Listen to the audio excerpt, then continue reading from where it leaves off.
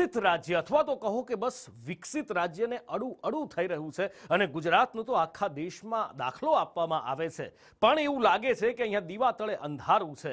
ગુજરાતમાં પોલીસની કામગીરી તો સારી છે, પણ પોલીસને પગાર ક્યાંથી આપશે એ સવાલ અત્યારે ઊભો થયો છે। પગારની તંગી ઊભી થઈ છે કે શું, એ સવાલ એટલા માટે ચર્ચાઈ રહ્યો છે। અને સવાલ એ પણ ચર્ચાઈ રહ્યો છે કે શું વિકાસ મોડેલની પોલ ખુલી ગઈ છે? શું ગુજરાત પોલીસને પગાર આપવામાં ફાંફા પડી રહ્યા છે? ગુજરાત પોલીસના નામે એક પત્ર વાયરલ થયો છે અને આ વાયરલ પત્રમાં ગ્રાન્ટના અભાવે પગાર મોડો થવાનો ઉલ્લેખ છે। ગુજરાત પોલીસના પગાર પર ગ્રાન્ટનું આ ગ્રહણ લાગ્યું છે, ત્યારે પ્રવક્તા મંત્રી જીતુ વાઘાણીએ કહ્યું છે કે ગૃહમંત્રી સાથે વાત કરશે। પ્રવક્તા મંત્રીએ વિકાસની એક બાજુ વાત કરે છે, પણ બીજી બાજુ જ્યાં પોલીસના પગારનો સવાલ પૂછવામાં આવ્યો તો એમણે શું કહ્યું, કેવા બઘવાયા વાઘાણી, એ જુઓ। પોલીસ કર્મચારીઓના પગાર ડિસેમ્બર મહિનામાં ડિલે થઈ રહ્યા છે। ડીજીપી ઓફિસે પગાર કરવો પડ્યો છે કે ગ્રાન્ટના અભાવે હવે આ વિલંબ થઈ રહ્યો છે। આર્થિક રીતે સદ્ધર છે તો આ ગ્રાન્ટ કેમ નથી ફાળવવામાં? ઝડપથી મળી જશે। હું માનની નાયબ આપણા મુખ્યમંત્રી શ્રી ગૃહપ્રધાન પણ છે, ખૂબ ચિંતિત છે ને ચિંતા કરીને નિર્ણય પણ કરી રહ્યા છે। આપે ધ્યાન દોર્યું છે ત્યારે હું ગૃહમંત્રીશ્રીનું ધ્યાન દોરું છું ને પોલીસ કર્મચારીઓનો પગાર નિયમિત મળે એના માટે સરકાર કટિબદ્ધતાથી આગળ વધશે ને આપે કહ્યું છે પણ હું તરત ને તરત માનનીય હર્ષભાઈનું ધ્યાન દોરું છું। વધુ માહિતી સાથે સહયોગી સંવાદદાતા હિરેન રાવલ લાઈવ જોડાયા છે। હિરેન, એક પત્ર વાયરલ થયો અને એ પત્રમાં એવો ઉલ્લેખ હતો કે પગાર મોડો થશે, પણ જ્યાં પ્રવક્તા મંત્રી જીતુ વાઘાણીએ એ વાત સ્વીકારી કે નાયબ મુખ્યમંત્રી જે ગૃહમંત્રી છે એમનું ધ્યાન દોરવામાં આવશે, એટલે એ વાત લગભગ નિશ્ચિત માનવામાં આવે છે કે આ વાત સાચી છે। પણ સવાલ હિરેન અહીંયા એ થાય કે ગુજરાત હંમેશા દરેક વાતમાં સરપ્લસ રાજ્ય રહ્યું છે, તો ત્યાં પોલીસને આપવા માટે પગાર કેમ ખૂટી પડ્યો, પૈસા કેમ ખૂટી પડ્યા? ડીજીપી કચેરી અને ગૃહ વિભાગ આ બંનેમાંથી 29 તારીખ અને 30 તારીખે આ અલગ અલગ પત્રો થયા છે।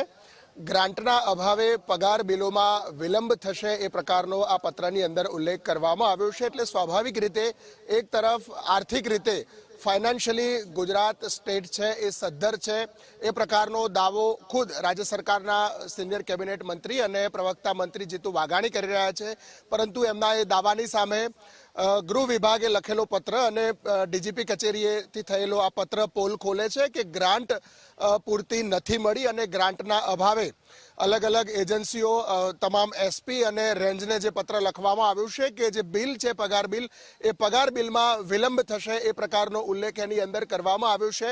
એટલે ફાઇનાન્શિયલી સરપ્લસ અને મોટી મોટી ફાઇનાન્શિયલી સદ્ધર વાતો જે ગુજરાતના સંદર્ભમાં કરવામાં આવે છે, પરંતુ એની સામે કોઈ ટેકનિકલ કારણ હોઈ શકે અથવા તો અન્ય કોઈ કારણ હોઈ શકે, પરંતુ એ ગ્રાન્ટ ગૃહ વિભાગને નથી મળી અને એ ગ્રાન્ટ ન મળવાના કારણે પોલીસ કર્મચારીઓના પગારમાં વિલંબ થશે એ પ્રકારની વાત અત્યારે અહીંયા સામે આવી રહી છે। કોંગ્રેસે કહ્યું છે કે દેવાળિયું રાજ્ય આ ગુજરાત ચલાવી રહ્યું છે, તો ગુજરાત સરકારનું કહેવું છે કે કોંગ્રેસના સમયમાં શું સ્થિતિ હતી એ કોંગ્રેસે જાતે જોવું જોઈએ। બિલકુલ હિરેન, માહિતી બદલ આભાર। પણ સવાલ એ છે કે અત્યારે કોંગ્રેસના રાજમાં જે પરિસ્થિતિ હતી એ પરિસ્થિતિ એ તો 30, 31 કે 32, 35 વર્ષ પહેલા હતી। છેલ્લા 30 વર્ષથી તો ભારતીય જનતા પાર્ટીનું રાજ છે। આ જ વાત, આ જ સવાલ કોંગ્રેસે પણ પૂછ્યો છે। મુખ્ય પ્રવક્તા પ્રદેશ કોંગ્રેસના ડોક્ટર મનીષ દોશીએ શું કહ્યું એ જુઓ। રાજ્યની વ્યવસ્થા માટે કાયદો વ્યવસ્થા જાળવણી કરતા પોલીસ દળ માટે પગાર કરવા માટેની ગ્રાન્ટનો પણ અભાવ હોય તેવું સત્તાવાર રીતે પત્ર જાહેર જે આપની સમક્ષ જાહેર કરું છું। ખુદ પોલીસ વિભાગ દ્વારા એમના કોમ્યુનિકેશનમાં આ પત્ર આવ્યો। આ પત્રની અંદર કહેવામાં આવે છે કે અમારે વિલંબ ગ્રાન્ટનો અભાવ હોવાથી તમને પાછળથી પગાર બિલ બનાવવા માટેની મંજૂરી આપો। પગાર બિલ સમયસર બનાવવા માટેની નિયમ હોય છે। કોંગ્રેસના બધા આરોપોને જવાબ આપવાની જરૂર નથી, કારણ કે ખૂબ આરોપો લગાવ્યા પછી આજે 30 વર્ષ પછી પણ સત્તામાં પહોંચી શકી નથી, પોતાનો આંકડો ઘટતો ગયો છે। એટલે એમને માત્ર આરોપો કરવાના છે અને અમારે રાજ્યનું ફાઇનાન્શિયલી ડિસિપ્લિન રાજ્ય એ ગુજરાત સમગ્ર દેશમાં